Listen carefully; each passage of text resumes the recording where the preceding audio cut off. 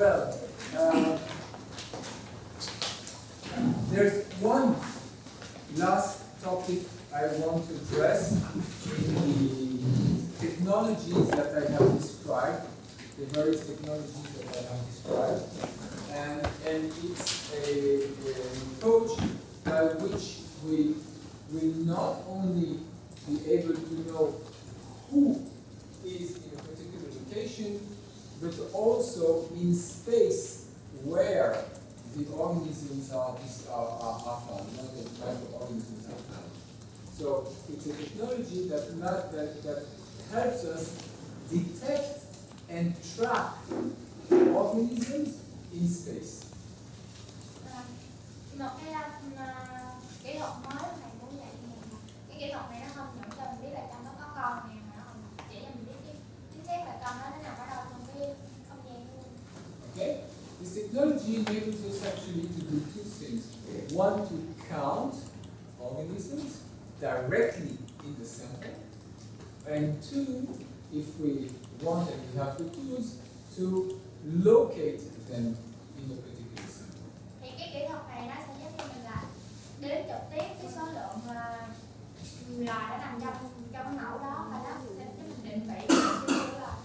Okay, and this is done, of course, at the scale of the microbe. So what we have here is the same photographs that we saw the other day, where we see here a root tip, and what the people have done here, they wanted to see where do you find bacteria associated with the roots, in what parts of the roots, how they are spatially distributed, and what we show that what we find here is that we have large patches of bacterial colonization at the very root tip, and where they are organized, these patches, they are found in between the epithelial cells of the root. So each point here is a single bacterium, and when there are many points like this, these are colonies and actually biofilms. Đây là một cái ví dụ hạ là cái này là một cái mẫu rễ, mà người ta thì thấy là trên cái tịnh đỉnh của cái rễ thì cái con vi khuẩn nó tập trung nhiều, và người ta định vị chính xác là vị trí con vi khuẩn nó nằm ở đâu, nó nằm giữa những cái tế bào của cái rễ. Okay, so in this kind of images, it's a special kind of microscopy, which is not, which you may or may not use in conjunction with the tracking of the bacteria. This type of microscopy is called confocal microscopy. Okay. Okay. So with confocal microscopy, one may be able to very precisely locate an object at that one is looking for, like for instance, this bacteria. With confocal microscopy, one is able to very precisely find an object like a bacterium that one is looking for. Confocal. Is it one kind of the microscopy? It's one type of microscopy. It's called confocal microscopy. Đây là một cái loại kính hiển vi, gọi là cái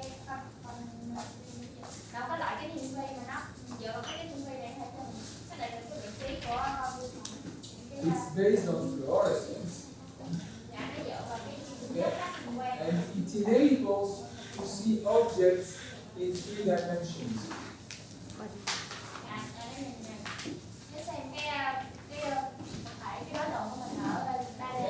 So we're seeing here, of course, we're seeing only 2 dimensions before, but actually the microscope enables you with the proper software to see, let's say, take this part and like seeing in transect. So this is what you're seeing, let's say here, you can see the shape of the colonization on the side.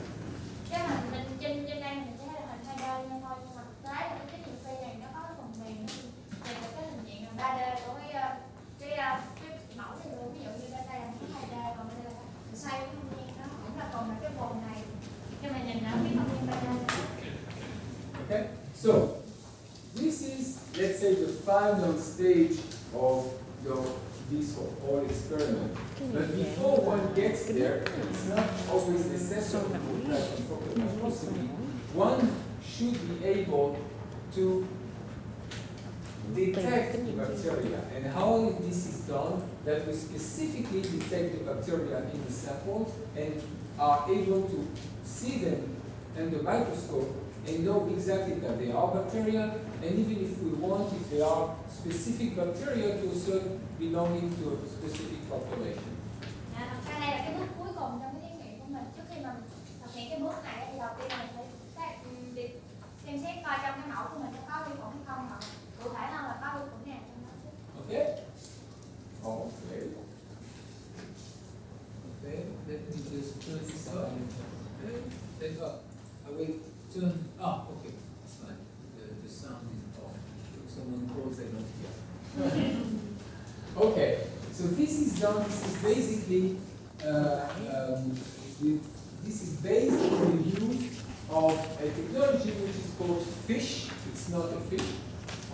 It's fluorescent in situ hybridization. Dạ, cái phương pháp nãy thì gọi là cái phương pháp. Fish thì nó không phải là viết tắt của đâu phải là con cá đâu, mà nó viết tắt của là phương pháp lai hình quang nguyên vị là đại đổ. Okay.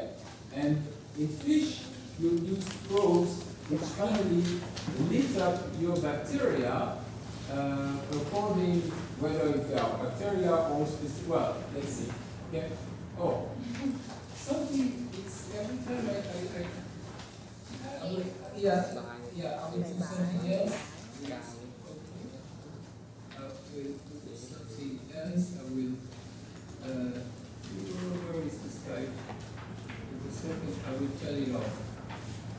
This guy.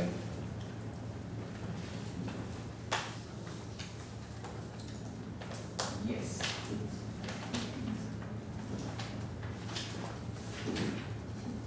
Now put this one as well, and come back here. Okay. So, fish is also sometimes called whole cell hybridization. Thì cái phương pháp này nó có cái tên gọi khác, nó là lai nguyên tức là. Okay. In the case of microbes. Đây trên trường hợp áp dụng cho cái sinh vật. How does it work? It works in a way very similar to what we've seen the way PCR works. Cái cơ chế hoạt động của nó thì cũng giống như cái cơ chế hoạt động của PCR. Okay, so you have your target molecule. In that particular application of fish, the target molecule is the 16S ribosomal RNA, not the gene, not the DNA, but the RNA itself in the ribosome. Dạ, cái phân tử đích của mình nó không phải là DNA hay là RNA, mà nó là một cái phân tử ở trong ribosome, phân tử ribosome. Okay, and what you're designing, what you have to use is a nucleotide which is complementary to part of the sequence of the 16S RNA. But this nucleotide is now called a probe and not a primer. Thì cái mình cần làm trong trường hợp này là mình thiết kế một cái trình tự nucleotide đó bổ sung cho cái trình tự của cái gen đích của cái misao S của mình. Và cái lúc này thì cái đầu cái trình tự này mình không có gọi nó là primer, không phải phần mồi, nó gọi là đoạn rớt hay là đầu giò. Since the 16S ribosomal RNA sequence is actually complementary, is based on the sequence of the gene, the 16S ribosomal DNA of the gene, the finding out of a probe which is fit for the particular RNA that you're looking for it's exactly the same rules that for finding primers. So you use the same type of applications. Để thiết kế được cái đầu dò đặc hiệu cho cái đoạn gen đích của mình đó, thì cái phương pháp thực hiện cũng giống như cái phương pháp mình thiết kế cái mồi xếp primer. Okay.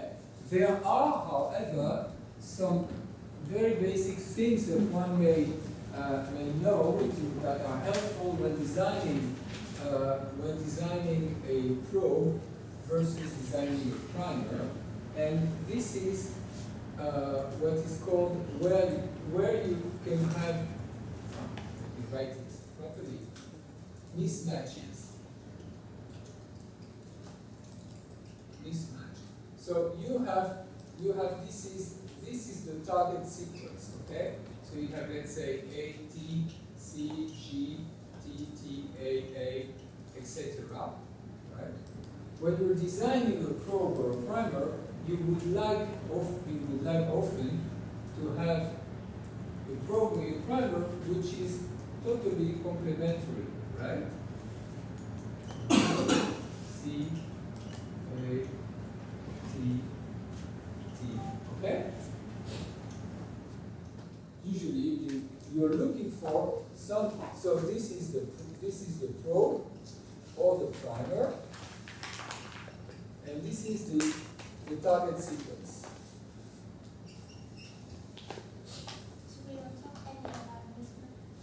Yeah, after. Dạ. Trong lúc mà mình thiết kế cái đầu dò hai cái mồi á, thì lúc mình thiết kế là mình hy vọng là cái đầu dò cái mồi mình nó sẽ là bổ sung hoàn toàn 100% cho cái gen mục tiêu của mình. Okay, but we thought that in the population of bacteria that you're looking for, that you want to target, there may be some differences. Not all the sequences, not all the genes of the same population are exactly the same. So you may have some differences, right? So you may have here that one will have a T, another sequence will have a K, an A third sequence will have a G. But basically the whole thing will be very much the same, but you will have some which may change. So bacterium number 1 will have T, number 2 will have a C, number 3 will have an A, but you are interested to get them with your primer or with your probe. These are called mismatches, and I think that Zohar talked a bit about the mismatches. I will talk a lot about that next. Okay. Thì nhưng mà thực tế là trong một cái quần thể mình đã biết trước rồi là trong cùng một loài thì những cái cá thể nó không bao giờ là nó có những cái kiểu gen giống như trên nhau, nó sẽ có những cái khác biệt nhỏ. Ví dụ như chỗ đó có con vi khuẩn là T, có con thì là A, có con là C, cái chỗ khác biệt nó gọi là cái mismatch. Okay. Cái mốt thầy về So I'm not going to get into details about mismatch, as so we'll talk about it. But just one thing, when you have a mismatch and you're looking for a primer, okay, a primer will use the DNA polymerase, let's say, will start here, and it will go here. So if you have a mismatch, you will try to find your primer in a way that the mismatch won't be near where the DNA polymerase recognizes the sequence. This has to be as stable as possible, but further down. Okay, so this is 5 prime, and this is 3 prime. In your primer, if you have to have a mismatch, because you don't find a sequence which is 100% the same everywhere, you will try to move your primer in a way that you have a mismatch here, but not near where the polymerization starts. Thì trong trường hợp mà mình không thể nào tìm được một cái mồi ra đầu dò mà nó mình cứ bổ sung chính xác 100% cho cái chuỗi của mình á, thì mình phải cố gắng thiết kế cái mồi sao cho nó nằm ở cái vị trí càng xa cái chỗ cái điểm cái vị trí mismatch càng tốt. Okay? With probes, it's exactly the opposite. With probes, so you have your probe, and it's extending this way. With probes, you wouldn't want to have the mismatch in the middle. If you have to have a mismatch, you will try to generate your primer, your probe, in a way that the mismatches are towards the end of the probe and not in the middle. This is less destabilizing. Trong trường hợp mà sử dụng cái đầu dò thì trong trường hợp bắt buộc phải có cái mismatch, trong cái chuỗi mình có mismatch thì mình cố gắng thiết kế sao cho cái mismatch nó nằm ở cái cuối của cái chuỗi, cái rớt nó nằm ở đầu. Okay, so this is for the programming or the determination of your probe. All the rest is done like with primers, as Zohar explained, and will explain more. The very important also other difference with probe and primers is probes have to be labeled. So the probe is usually labeled at the 5' end, also with a fluorescent molecule. Một cái điều quan trọng đó là cái đầu dò nó phải được đánh dấu, và thường nó sẽ được đánh dấu với một cái phân tử các hình quang nằm ở vị trí số 5 phẩy. Okay, fluorescent molecules are called fluorochromes.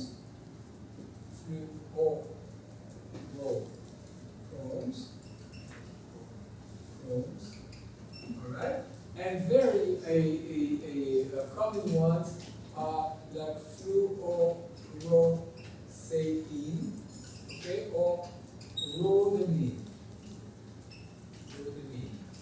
So these ones are very commonly used. This one is green, and this one is red.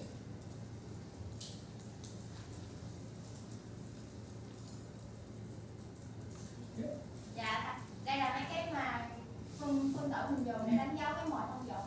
Thì có hai cái phân tử đó, cái trên thì có màu xanh, còn cái dưới là nó có màu đỏ. Okay. So with that, the hybridization happens to the RNA target in the ribosome. Okay, and what is the end result? Is that if you have a cell which has many ribosomes, then in this particular cell there are many targets. So the probe can come in, many molecules of the probe will be coming in, and many molecules of the probes will be hybridizing with the target molecule, because there are many of them, because there are many ribosomes. Trong trường hợp mà cái tế bào nó có nhiều ribosome, nhiều cái ribosome, thì cái đầu dò của mình nó có thể giờ trong đó, nó có thể lai với lại bất kỳ cái ribosome trong đó, thì nó có nhiều. Okay. In that case, then you will have a lot of light. So the cell will be very bright, and in the microscope, you will be able to see it very easily.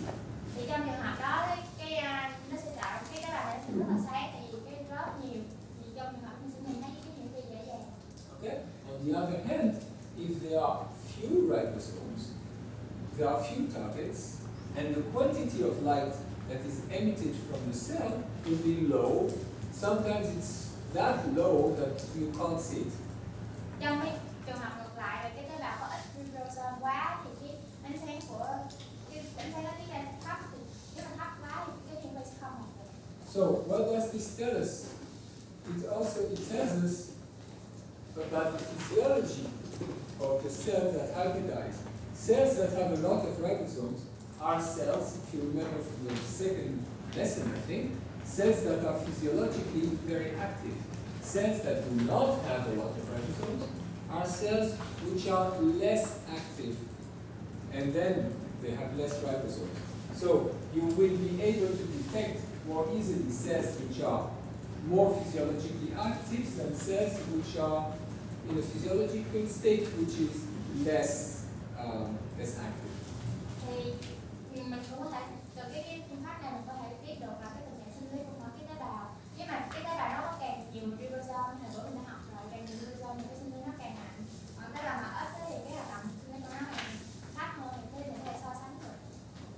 Okay, you remember yesterday we talked about the cynogenous populations and the alloctonous populations. So this is the alloctonous, and this one is zymogenous. Okay, the zymogenous ones being the ones that take advantage of an easily breakable substrate that comes at a high level. For instance, when the root grows, the bacteria that root in the rhizosphere and that strive in the rhizosphere are zymogenous. They use carbon sources rapidly, they have a high growth rate, they are physiologically very active. The alloctonous bacteria, the ones that are found at the lower levels in the soil and do not take advantage of such opportunities as the inflow of lots of substrates, have usually a lower physiological state.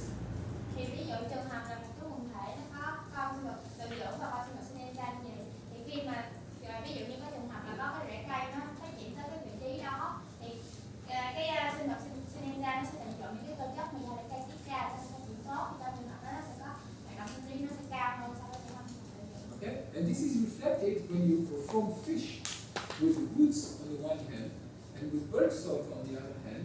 With the roots, you will find rather easily a large number of bacteria that hybridize and give you a strong signal, while in the bird soil, you may have very, very great difficulties seeing something. It doesn't mean that you don't have bacteria, it means that these bacteria are physiologically less active, they have less ribosomes, and the fish technology, the classical fish technology, is not say sensitive enough to find it. Thì cái ví dụ đó mình có thể được nhìn thấy khi mình làm thí nghiệm là mình lấy cái mẫu đất ở trong mẫu đất thô và mẫu đất ở rễ cây để phân tích. Thì ở cái rễ cây mình có thể phát hiện được có những con vi sinh vật nó có cho cái ánh sáng rất là mạnh, những con có hoạt tính rất là cao, trong khi ở những cái đất thô thì sẽ thấy cái hoạt tính nó thấp hơn. Không có nghĩa là không có vi sinh vật trong đó, nhưng mà tại vì cái vi sinh vật đó có hoạt tính thấp nên Fortunately, in the last years, there are developments that enable to enhance the signal both here and here to make less population, less even visible, but it's a more complex type of fish.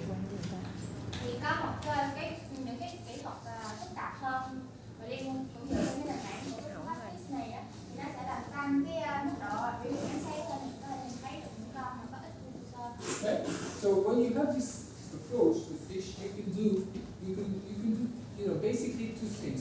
You can extract the bacteria from the soil, just by shaking soil or whatever sample you have, just by shaking, grinding your sample, and extracting the cells without destroying them, then fixing them and doing the fish, and you can then count the cells with the microscope directly on the slide. Of course, you need to have a fluorescence microscope like the one I've seen that in this center. There is a very nice fluorescence microscope. Thì cái phương pháp mình thực hiện là đầu tiên mình sẽ tách là trích cái vi khuẩn ở trong mẫu của mình ra, là mình lấy cái tế bào mình làm cho nó khô, mình cho cái tế bào nó khô, rồi mình cố định nó lại, rồi mình thực hiện cái phương pháp này mình phải đến trực tiếp cái vi khuẩn bên trong của nó lại. Okay, or you can do. Tế bào mẫu. Or if you have the means and okay, so you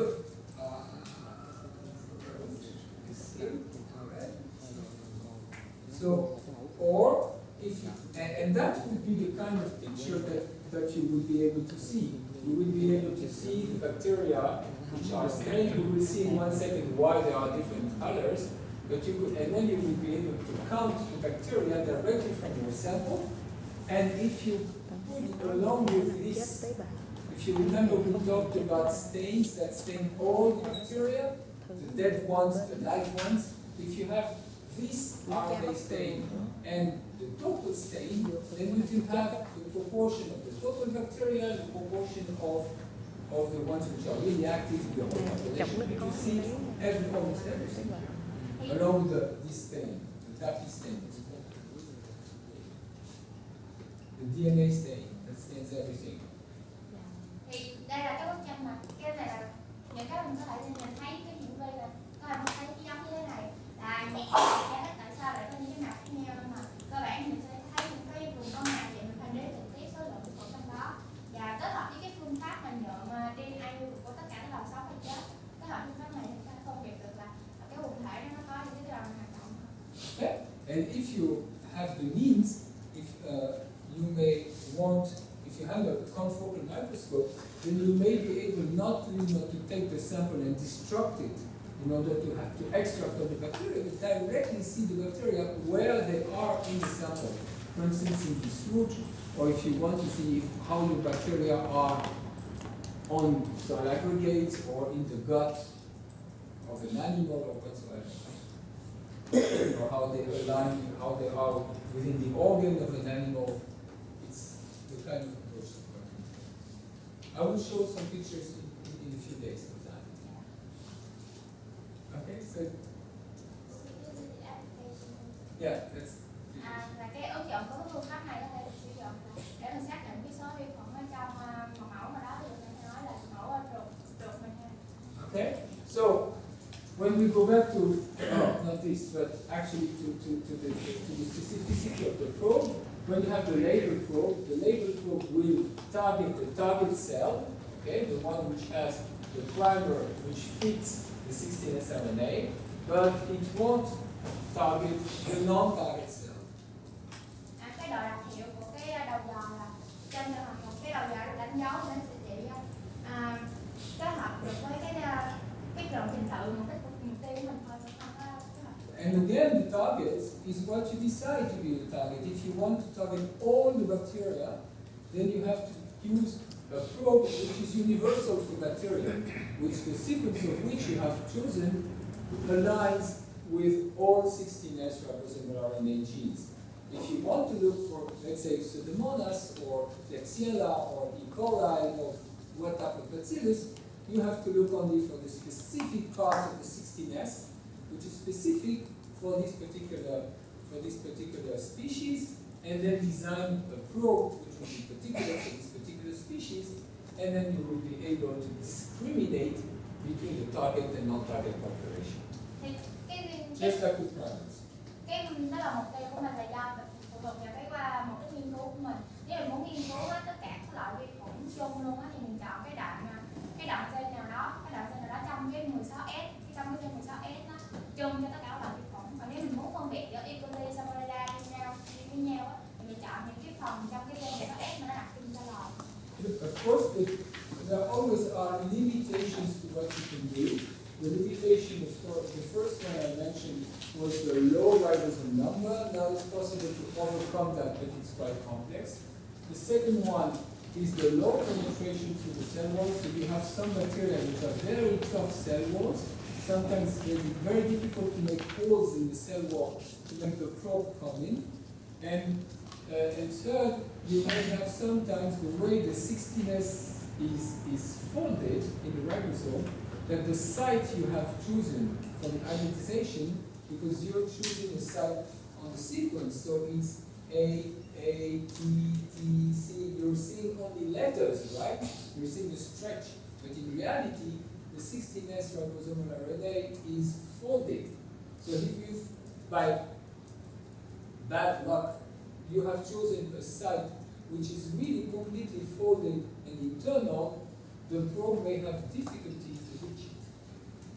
Thì có những cái hạn chế, hạn chế đầu tiên là cái số lượng kilo-gam trong cái bào ít thì cái mình không nhìn thấy được, nhưng mà cái hạn chế này đã được mình đã có thể giải quyết được là nhờ cái chỉ những cái phương pháp phức tạp hơn.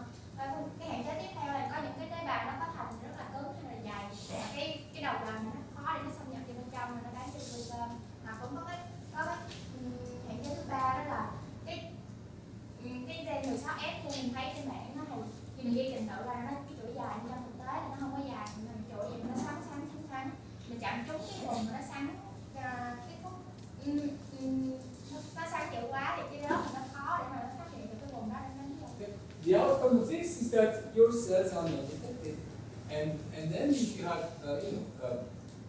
no results or a result which is zero, then you have to ask yourself why, and maybe this reason or that reason. This reason is for you to find out why your hybridization didn't work. Maybe there are other reasons, but again, it's for you to find out. Bởi những cái hạn chế này mà cái tế bào không được phát hiện và nó sẽ dẫn tới cái kết quả này là bị sai. Okay, so what I just want also to mention is that one may be able to use a number of probes together.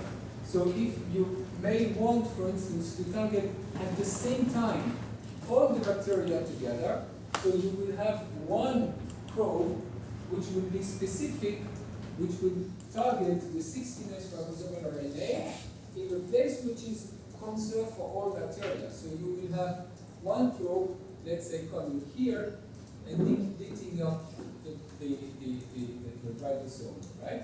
But if you want, and in all the bacteria in the sample, but you may want at the same time not only to see all the populations, but let's say only the bacillus as well. So you will design a probe which is specific for bacillus. You will use another color. So if you use, let's say, the green color for the general population, you will use the red color for the specific population. And this probe will hybridize in a specific location for the 16S, which is more specific to bacillus. You will have here the second color. So when you look in the microscope, you will look in the green field, and you will see all the bacteria. And then you change your filter, and you look in the red field, and then you see only the bacillus, and then you can